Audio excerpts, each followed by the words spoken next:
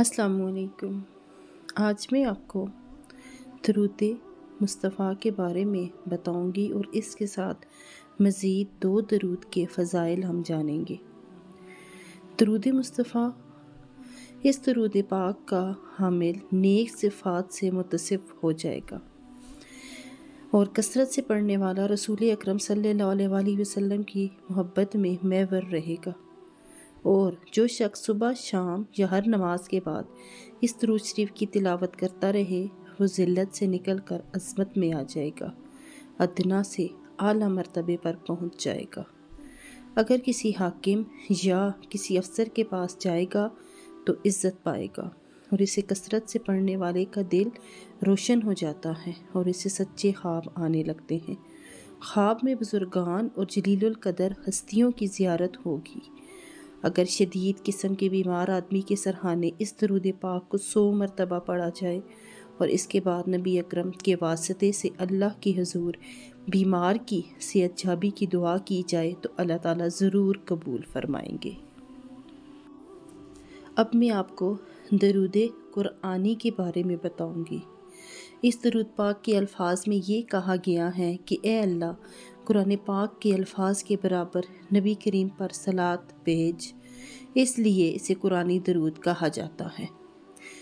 اس درود کے پڑھنے والے پر اللہ تعالیٰ کی بے پناہ رحمت ہوتی ہے، کیونکہ اس درود کے ساتھ اللہ کی رحمت کا خاص دخل ہے۔ اگر بارش نہ ہوتی ہو تو علاقے کے لوگ ایک مسجد میں جمع ہو کر اجتماعی صورت میں بے شمار تعداد میں 1.25 مرتبہ یہ درود پڑھیں اور اس کے بعد بارش کی دعا مانگیں، انشاءاللہ بارگاہ رب العزت میں دعا قبول ہوگی اور رحمت ربی کا بادل آسمانوں پر چھا کر برسنا شروع کر دے گا۔ اس درود پاک کی ایک اور خصوصیت یہ ہے کہ پڑھنے والے کے دل میں حب رسول بہت بڑھ جاتی ہے اور حضور کی ذات گرامی سے کمال محبت نصیب ہوتی ہے۔ اس کے بعد میں آپ کو درود فکری کے فضائل و برکات بتاؤں گی۔ یہ درود میرے معمولات میں سے یہ درود بے پناہ انوار و برکات کا حامل ہے۔ صدق اخلاص سے پڑھنے والا اللہ کی طرف راجع ہو جاتا ہے اور اس کے اعمال نامے میں نیکیوں میں اضافہ ہوتا ہے۔ حضور صلی اللہ علیہ وسلم کی قربت حاصل ہوگی، ظاہر اور باطن میں پاکیزگی پیدا ہوگی۔ بعد نماز فجر 100 مرتبہ بلا ناغہ پڑھنے والا ہر طرح کے فیضان سے مستفید و مستفیض ہوگا، اور جو شخص بعد نماز عشاء 1100 مرتبہ دینی اور دنیاوی حاجت روائی کی غرض سے پڑھے، انشاءاللہ اس کے دل کی ہر مراد پوری ہوگی اور اللہ کی مدد اور رحمت سے اس کی مشکل حل ہو جائے گی۔ اگر روزانہ 11 مرتبہ پڑھا جائے تو اللہ کی تائید و مدد شامل حال رہے گی۔ غم زدہ پڑھے تو اس کا غم دور ہو جائے گا۔ اگر اسے سفر میں پڑھا جائے تو وہ سفر بخیریت گزرے گا۔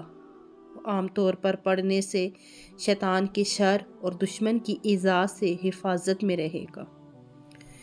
اگر کوئی 40 رات تک بعد نماز تہجد 3125 مرتبہ پڑھے تو اللہ سے جو دعا مانگے گا وہی ملے گی۔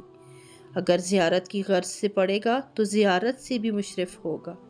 ایسا کرم اللہ تعالیٰ نے بندہ ناچیز پر کیا کہ رمضان المبارک میں کثرت سے پڑھنا بارگاہ محبوب خدا صلی اللہ علیہ وآلہ وسلم تک پہنچنے کا بہترین وسیلہ ہے اور اللہ تعالیٰ کی خوشنودی اور رضا اور قرب حاصل کرنے میں آسان ترین ذریعہ ہے۔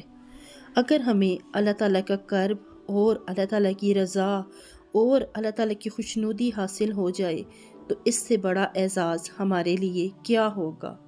اور اس درود پاک کے پڑھنے سے آپ کی ہر قسم کی دلی مراد پوری ہوتی ہے، اللہ تعالیٰ کی رحمت سے آپ کی مشکل حل ہو جاتی ہے۔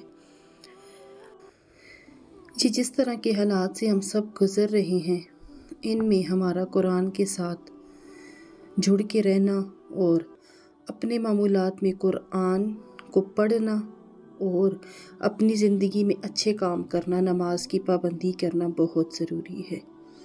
دعا میں یاد رکھیے گا۔ اللہ تعالیٰ سب پر اپنا کرم فرمائے، آمین۔